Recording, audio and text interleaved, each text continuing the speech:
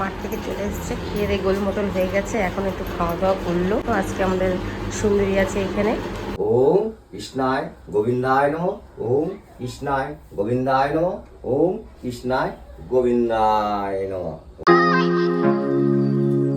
Hello friends, good morning. তোমরা সবাই কেমন আছো? আশা করছি তোমরা অনেকটাই ভালো আছো, আর তোমাদের ভালোবাসা পেয়ে আমরাও কিন্তু অনেকটাই ভালো আছি। তো দেখো এখন সকাল সকাল এখন গরুগুলোকে বাড়িয়ে নিয়ে যাওয়ার টাইম। তো তোমাদেরকে আমার একটা কথা বলার ছিল, যেহেতু তোমাদেরকে প্রত্যেকটা কথাই জানাই। তো চঞ্চলাকে তো বিক্রি করে দিয়েছি, তো আমাদের কিন্তু এবার চঞ্চলার পরে লালির পালা, মানে লালিকে আর রাখবো না। তোমরা তো জানোই লালিকে যখন এনেছিলাম দুধ দোয়ানোর জন্য বা দুধের জন্য, দেশি গরু ভাবছি ছোট্ট থাকবে বাড়িতে দুধ খাওয়ার জন্য থেকে যাবে। তো বাছুরটাকেও ভালো করে পালবো, কিন্তু আমাদের কিন্তু লালি শান্তি মতন একদিনও আমাদেরকে দুধ দোয়াতে দেয়নি। যে কয়েকদিন চঞ্চলাকে দুধ দোয়াতে গলাটা এসছিল, সেই কয়েকদিন কিন্তু গোয়ালায় ভালো করে দুইয়ে দিয়েছিল অনেক কষ্টে। এবার চঞ্চলাকে বিক্রি করে দেওয়ার পর আমরা লালির দুধ দোয়ানো একদমই বন্ধ করে দিই। তারপর তো আস্তে আস্তে দুধ দোয়ানো বন্ধই হয়ে গেল, আর আস্তে আস্তে আমাদের সুন্দরীও তার মার দুধ খাওয়া ছেড়ে দিয়েছে। তো আজ মানে প্রায় 40 বছর হয়ে গেল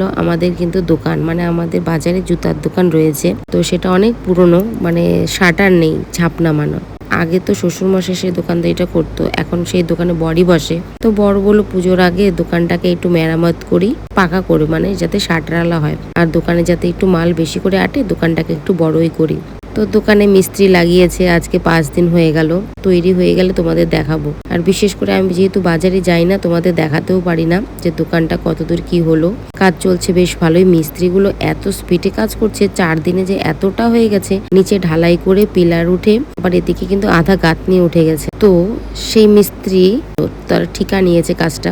তো আজ কিন্তু আবার আমার বরের ওজন পূজা অনেকে জানো, হয়তো অনেকে নাও জানতে পারো। ওজন পূজা তাকেই বলে যে হয়তো ছোটবেলায় কোনো বিপদ আসলে পারে, ওই বিপদ থেকে কাটানোর জন্য বা মনের একটা সান্ত্বনা বা ভগবানের কাছে প্রার্থনা যে প্রভু তুমি ঠিক করে দাও বা কিছু এটা করে দাও, তোমাকে তার ওজনে, মানে যার বিপদ হয় তার ওজনে ফল দেব, ঠিক আছে। তো আমার বরের সেটা মানতি ছিল, মানে আমার বরের যতটা ওজন ততটাই ফল বা প্রসাদ দিতে লাগবে। তো সেই দিনটাই আজকে ছিল। তো বাজারে গিয়েছিলাম, মিস্ত্রিগুলোর সাথে দেখাও হলো যখন বাজার করতে গিয়েছিলাম বরের সাথে, বর আর আমি। তো মিস্ত্রিগুলো দেখলাম বেশ ভালোই কাজ করছে ফটাফট কয়েকদিনে। তো মিস্ত্রিগুলোকে বললাম আজকে বাড়িতে পুজো আছে, বাড়িতে প্রসাদ খেতে আসতে। তো সকালে একবার এসেছিল বাড়িতে বালি নিতে, আমাদের বাড়িতে বালি আছে অনেকগুলো। তারা এসে দেখে গেছে বাড়িতে অনেকগুলোই প্রসাদ রয়েছে, কারণ যত মানুষকে বলেছি তারা তো আর এত ফল খাবে না। তো তারা এসে দেখে গেছে বাড়িতে অনেক ফল রয়েছে, মানে বিশেষ করে আনারস। তো বালি নিতে যখন সেই মিস্ত্রিগুলো আমাদের বাড়িতে আসে, তখনই গরুটাকে দেখে, আর তখন আমার বড় বলে দেয় যে একে বিক্রি করব, মানে ইয়ার্কির চক্করেই। তো তাদের কিন্তু গরুটা পছন্দ হয়ে যায়, আর তারা বলে যখন আমাদের দোকানের কাজ কমপ্লিট হয়ে যাবে গরুটাকে তারা নিয়ে নেবে। তো এবার আমরা চঞ্চলার পরে ফাইনালি লালিকেও বিক্রি করে দিচ্ছি, আর যেহেতু সুন্দরী দুধ খাওয়া ছেড়ে দিয়েছে আর অসুবিধা হবে না। তো যাই হোক, জানি না, খুব কষ্ট লাগছে, কারণ যেহেতু সুন্দরী ওর মাকে ছাড়া থাকবে। আসলে সত্যি বলতে ওকে বিক্রি করা ছাড়ার কোনো উপায় নাই, কারণ ও যখন দুধ দিত কোনো রকম দুধ দোয়াতেই দিত না। আর ওকে খালি খালি রেখে কি করবো বলো, এখন যেহেতু সুন্দরীও বড় হয়ে গেছে, সুন্দরীকে রেখে দেবো। তো দেখো এখানে ব্রাহ্মণ চলে এসছে, আর কিন্তু ভালোই পুজো হচ্ছে। তো বরের এই মানতটা কিন্তু ছোটবেলায় করা হয়েছিল, অনেক রকম অসুবিধা কোনো কারণে পুজোটা করা হয়নি। তো ফাইনালি আজকে হলো, সত্যি বলতে অনেকটাই খুশি এই পুজোটা করতে পেরে। অনেক দিন ধরে মাথার মধ্যে এটা ঘুরছিল কবে দেবো করতে করতে আজ ফাইনালি হলো। বরের ওজনেরই দেওয়া হলো, যত বরের ওজন ততই ফল দেওয়া হলো।